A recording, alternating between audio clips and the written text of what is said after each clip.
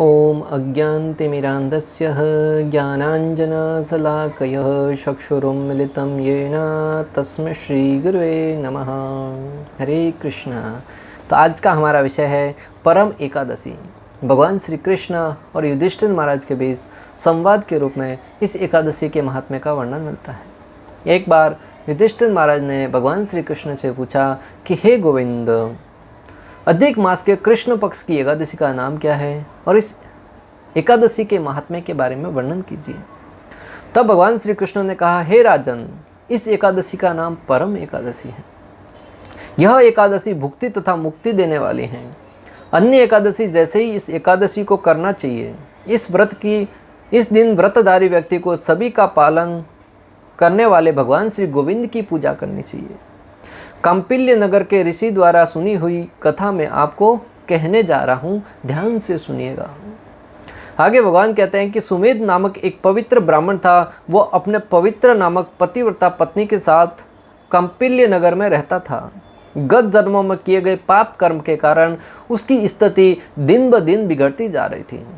अनेक घरों में भिक्षा मांगने के उपरांत भी उसका जीवन यापन करने जितना धन एकत्रित नहीं हो पाता था।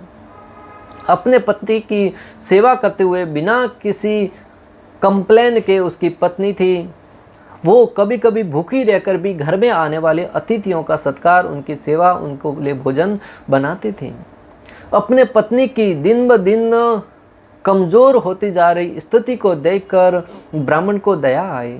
उसने अपनी पत्नी से कहा, हे प्रिय, मुझे लगता है कि इस नगर में रहते हुए अनेक धनवानों के पास मांगने जाने के उपरांत भी मुझे पर्याप्त धन प्राप्त नहीं हो पाता है और मेरे कारण ही तुम्हारी ऐसी दयनीय स्थिति होती जा रही है।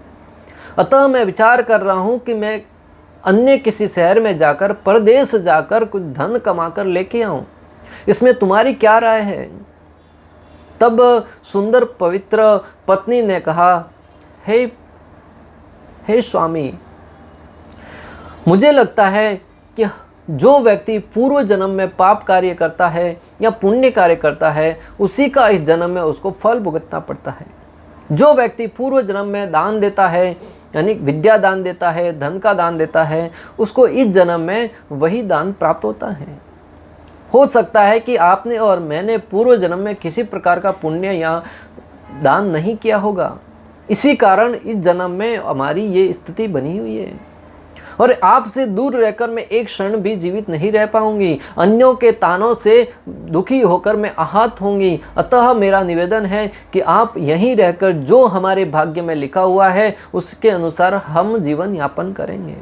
अगर भाग्य में नहीं लिखा हुआ है तो हम कहीं भी चले क्यों न जाएं, हम कुछ प्राप्त नहीं कर सकते। अपने पत्नी की बात सुनकर पति ने उसी गांव में रहना उचित समझा। कुछ समय के उपरांत उस शहर में कौंडी ऋषि का आगमन हुआ। घर में पधारे हुए ऋषिवर का उचित स्वागत करके उनकी सेवा करके उस ब्राह्मण ने कहा कि आपके दर्शन हमारा जीवन धन्य हो गया। आपके दर्शन करके हमारा जीवन धन्य हो गया। अपनी क्षमता के अनुसार उन्होंने ऋषि को भोजन दिया। उनके पश्चात पवित्रा ने उनको पूछा, हे मुनिवर, दरिद्रता कैसे दूर होगी? धन प्राप्ति के लिए मेरे पति परदेश जा रहे थे। मैंने उन्हें जाने के लिए मना किया है। निश्चित ही हमारा सौभाग्य है कि आज आप यहाँ आए हैं। कृपया ऐसा कोई उपाय बताइए कि जिससे हमारी दरिद्रता दूर हो जाए। पवित्रा की बात सुनकर कौंडिन्य ऋषि ने कहा, बहुत ही मंगल करने वाली यह एकादशी अधिक मास की कृष्ण पक्ष में आती है और उसका नाम है परम एकादशी। इसका सबसे पहले पालन कुबेर जी ने किया था, जिससे भगवान शिव उन पर प्रसन्न हुए और उनको वरदान प्रदान किया और उनको ऐश्वर्य प्रदान किया। राजा हरिश्चंद्र ने भी इसी व्रत का पालन करके अपनी पत्नी, संतान और राज्य को पुनः प्राप्त किया था।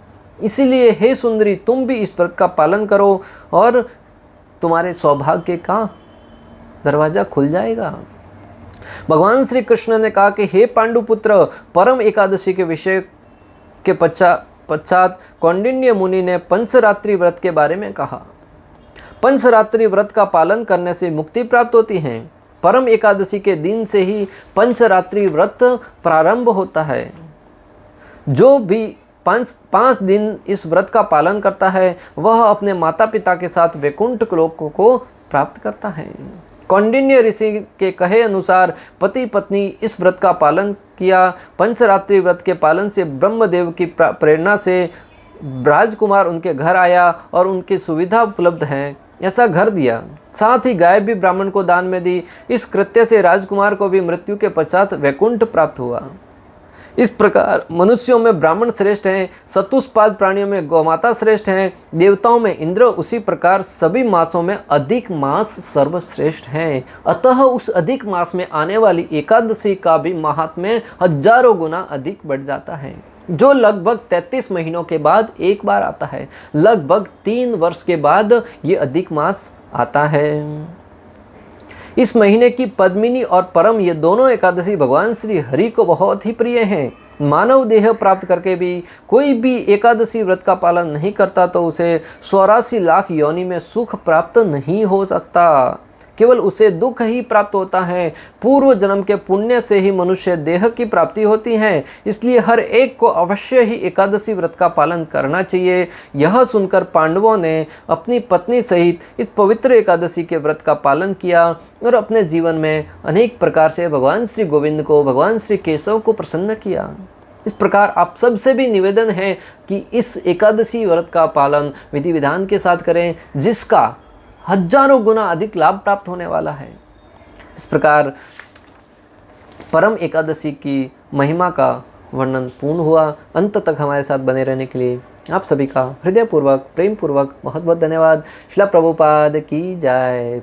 परम एकादशी महिमा की जय। श्री श्री राधा गोपीनाथ भगवान की जय। हरे कृष्णा कृष्ण कृष्ण हरे हरे, हरे राम राम राम हरे।